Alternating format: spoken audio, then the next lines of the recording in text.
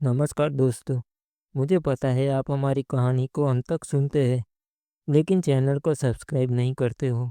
दोस्तों, ये हमारी न्यू चैनल है, इसलिए आपका साथ चाहिए। आपको बस सब्सक्राइब का बटन ही दबाना है, जिससे मुझे मोटिवेशन मिलेगा। दोस्तों, अगर किसी महिला को मुझसे हुकअप या मीटअप करना हो तो मेरे डिस्क्रिप्शन में मेरी ईमेल आईडी पर ईमेल कर सकते हो। तो आइए शुरू करते हैं कहानी। मेरा नाम सना है और मैं मुंबई की रहने वाली हूँ।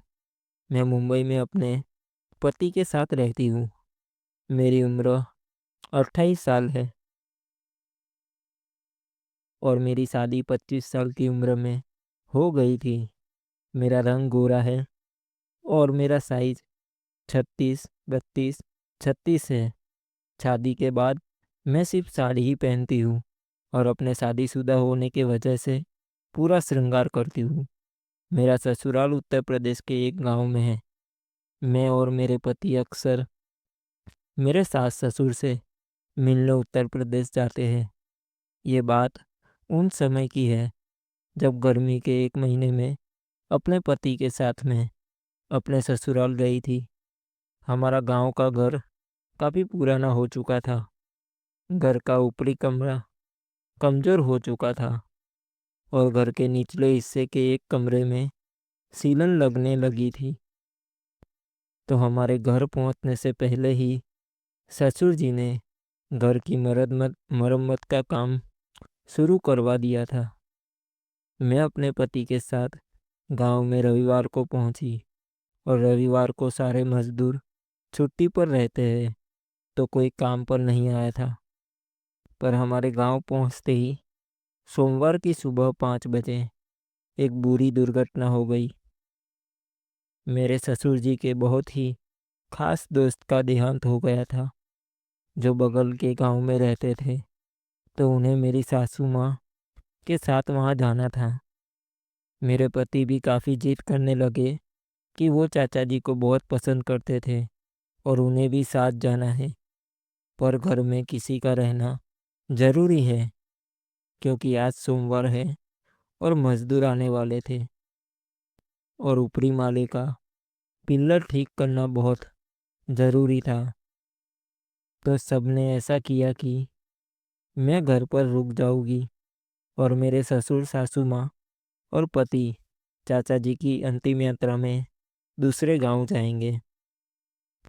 वो सब लोग सुबह सुबह उस गांव के लिए रवाना हो गए और मुझे बोला कि मजदूरों पर नज़र रखना, वो खुद ही आकर अपना काम कर लेंगे।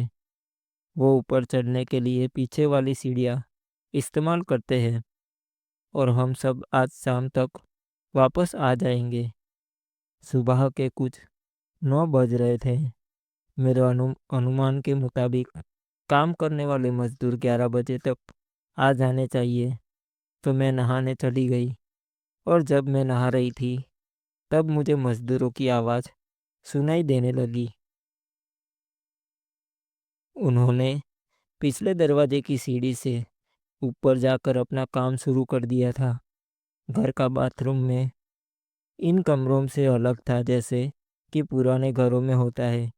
पर मैं अपनी साड़ी लाना भूल गई थी, सिर्फ पेटीकोट और ब्लाउज ही लेकर आई थी।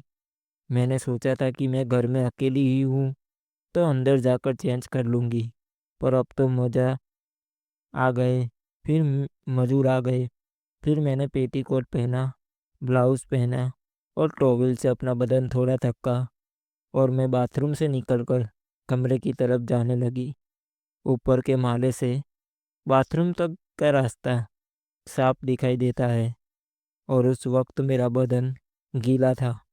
पेटीकोट और उन लोगों के हथौड़ों की चोट खा खा कर मैं बेहोश हो गई। फिर वो लोग मुझे उसी हालत में छोड़कर चले गए। जब मुझे होश आया तो मैंने अपनी मम्मी से पट्टी खोली, लेकिन मेरे पति मुझे कभी इस तरह की खुशी नहीं दे पाए। मुझे बस इस रात का डर था कि ये कहीं ऐसी कुटाई की मुझे लत ना लग जाए। सब मजदूर मुझे घर में छोड़कर अपने अपने घर चले गए।